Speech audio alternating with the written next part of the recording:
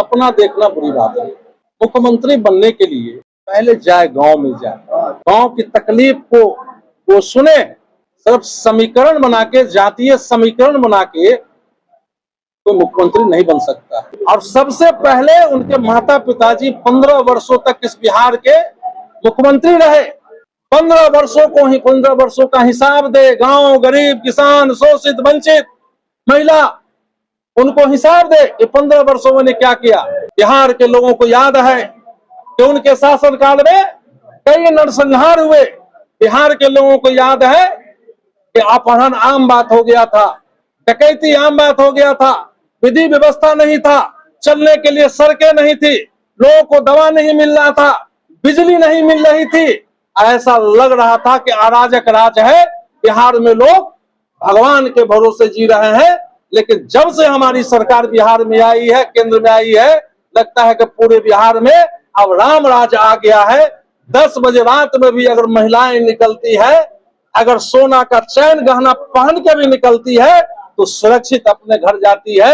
इसलिए तेजस्वी यादव को अपने 15 वर्षों का, अपने माता पिता का हिसाब देना चाहिए। मुंगेरी लाल का सपना अगर देखते हैं तो 5 के बाद तो हो नहीं पाए। इस बार नोट कर लीजिए आप लोग, 25 के चुनाव में, विधानसभा के चुनाव में हम लगभग 225 सीट जीतने वाली है। एनडीए की भारी बहुमत से सरकार बनने वाली है। ने हाथ उठाया, ये हाथ क्या रहेगी? कांग्रेस पार्टी और वो भी खूनी पंजा है, भ्रष्टाचारी पंजा है। तो इन का बजरंग बनी के हम सब छी ना दूर, तो दोनों मुट्ठी बांधने का, और दोनों मुट्ठी बांधने से की है, एक है तो सेफ है।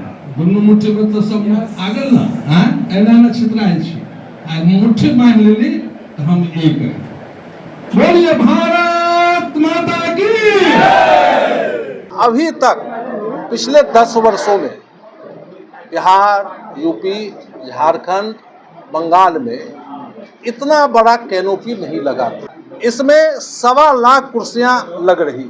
उसके अलावे इसमें लाखों की संख्या में लोग आने वाले हैं। और बिहार के साथ साथ मिथिला को उन्होंने ढेर सारा सौगात दिया। ऐतिहासिक रैली होगा।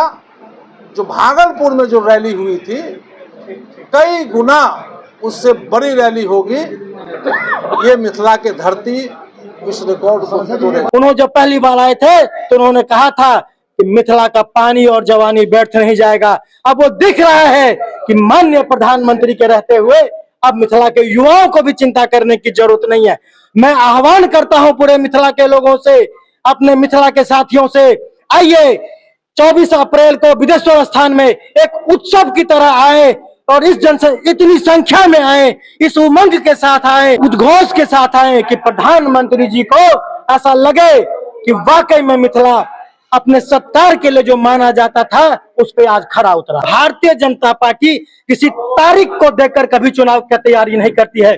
भारतीय जनता पार्टी का एक एक करता 24 घंटे हर क्षण हल पर चुनाव और मैदान में जाने को तैयार होता है। हमें किसी तारीख की जरूरत नहीं है, हमें किसी आदेश, हम तो सिर्फ अपने जननायक का, अपने नेता का इंतजार कर रहे होते हैं। हमारे पाहुन हमारे लिए सनेश लेकर आ रहे। आपको मैं बताता हूं, यह कार्यक्रम एक उत्सव के तौर पे होगा, यह कार्यक्रम ऐतिहासिक होगा। इससे पहले बिहार में कभी ऐसा कार्यक्रम नहीं हुआ होगा, इतनी जनसंख्या नहीं रही होगी, यह उमंग नहीं रहा होगा। इस प्रकार का यह कार्यक्रम होगा और उस दिन जब आप देखेंगे गली गली से एक उत्सव की तरह, जुलूस की तरह, सैलाब की तरह ढोल ताशा गाजा बाजा के साथ, पाक डुपका के साथ जब हमारे मिथिला के लोग निकलेंगे तो निश्चित तौर पे आपको ऐसा लगेगा हर घर से दुल्हा सज धज के अपने आने वाले मेहमान की तैयारी के लिए चल रहा है। और प्रधानमंत्री तो विशाल हृदय के लिए माने जाते हैं, वो तो बिना जाए भी कुछ देते हैं। और जब जब मिथिला में आए हैं तब तब मिथिला को उन्होंने सौगात दिया है। आप लोग धैर्य बना के रखिए और विश्वास मानिए, मिथिला ने जितना सोचा है, मिथिला की जन ने जितना एक्सपेक्टेशन किया है, उसे बहुत अधिक जाके हम लोगों को मिलेगा। हाल ही में केंद्रीय मंत्री चिराग पासवान का बड़ा बयान सामने आ रहा है कि मैं केंद्र की राजनीति में नहीं रहना चाहता। ये उनके जन्म स्थान के प्रति और बिहार के प्रति प्रतिबद्धता को दर्शाता है। बांग्लादेश में हाल ही में जिस तरह का हिंसा का वारदात हुआ है, इस चीज़ को लेकर अभी ममता बनर्जी का जो सीएम है वहाँ की, उनका बयान सामने आ रहा है कि ये बीजेपी और आरएसएस का खेल है। ममता बनर्जी जिस प्रकार से बांग्लादेशी घुसपैठियों के सहारे सत्ता के सिंहासन पर बैठी हुई है, अपराधियों और वहाँ की बंगाल की सरकार का एक गठजोड़ है और बंगाल की जनता इस बार कमर कस ली है। इस बार बंगाल में देश विरोधी सरकारें जो है ममता बनर्जी के नेतृत्व में इस सरकार को उखाड़ फेंकेंगे और उन्होंने बौखलाहट में आकर बयान दिया। यूपी के मुख्यमंत्री योगी आदित्यनाथ का बयान सामने आया है कि एक रहोगे तो नेक रहोगे और बटोगे तो कटोगे। ये बयान पूरे देश के लोगों ने स्वीकारा। सत्य भी है, जब आपकी मुट्ठी बंधी रहती है तो हाथ में स्वाभाविक ताकत आता है, ये साइकोलॉजिकल है, और मुट्ठी खुली रहती है तो हाथ कमजोर रहता है। इस राष्ट्रवादी भारत माता के सभी संतान एकजुट रहे, एक रूप में रहे। हाल ही में आपने भी सुना होगा कि यहाँ पे मिनी बंदूक फैक्ट्री तक का उद्भेदन हुआ है।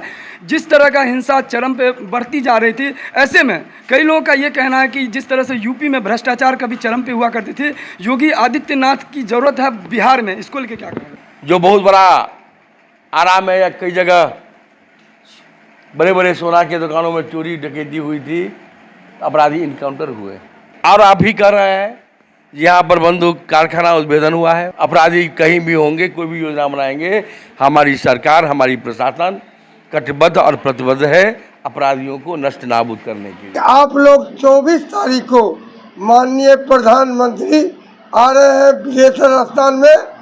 चलो चलो विदेश्वर स्थान चले, ये न्योता को स्वीकार कीजिए आप लोग। तो 1 लाख सिर्फ मधुबनी का टारगेट है। ये बहुत ही मिथिलांचल के लिए खुशी की बात है कि 24 अप्रैल को विदेश्वर स्थान में हमारे भारत के तेजस्वी प्रधानमंत्री माननीय नरेंद्र मोदी जी मधुबनी जिला में पहले बार आ रहे हैं। 56 करोड़ रुपया मधुबनी के अभी जो है सो हवाई अड्डा के लिए दिया गया है। क्यों? ये मधुबनी का हवाई अड्डा कई वर्षों से बना हुआ है। अभी हवाई अड्डा फिर से मधुबनी का ही, यहाँ से प्लेन का आना जाना आगमन होगा। हम सराफा के भी जिला अध्यक्ष है मधुबनी जिला की, तो मैं सराफा के भी सभी व्यवसायियों से भी कहूँ कि अपना साधन उपलब्ध करके हर व्यवसायी अपना बैनर लगा करके और उनके भाषण को, उनके विचार को सुनने के लिए हम लोग विदेश्वर स्थान चले। रोड की समस्या हो कि नाला की समस्या हो कि पानी की समस्या हो, ये तो 15 वर्ष पहले की बात कर रहे हैं। 15 वर्ष पहले लालू जी के शासन में ये चल रहा था। आज हमारे यहाँ सभी समस्या दूर हो गई है। पानी की जो भी समस्या है वो किल्लत बहुत जल्द दूर हो जाएगी। पानी की तो समस्या और नाला की समस्या, जमाव की, पानी की जमाव है, गंदे पानी का जमाव है, ये तो हम देख रहे हैं मधुबनी के अंदर में बहुत सारे वार्ड में ऐसा है। लेकिन इसकी समस्या अगर जल्द नहीं अगर इसका रास्ता लगाया जाएगा तो ये समस्या यहाँ पर अभी कीड़े मकोड़े बहुत तरह की बीमारियां यहाँ फैलेगी। इसलिए हम यही कहेंगे कि प्रशासन से भी हो, चाहे हम अपने सांसद महोदय से भी कहेंगे कि इसलिए मैं सांसद के शहरी क्षेत्र के प्रतिनिधि भी हूँ, तो उससे भी अनुरोध करेंगे कि शहरी प्रतिनिधि होने के नाते कि आप इस समस्या को जल्द से जल्द निदान करने का प्रयास करें।